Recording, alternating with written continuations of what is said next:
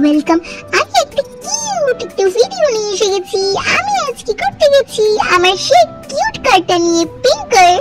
চলো তাড়াতাড়ি রেডি হয়ে নি আর আমার বাবাসটাকে রেডি করে নি। ঘরটাকে আজকে সুন্দর করে সাজাবো। Let's go. এই না না না না না না না আহা ও ও ওহো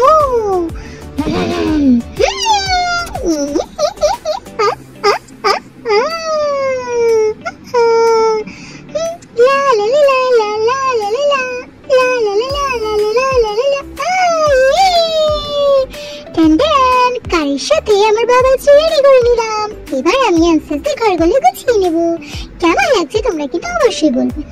না না লা লা লা লা লা লা লা লা লা লা লা লা লা লা লা লা ওয়াও।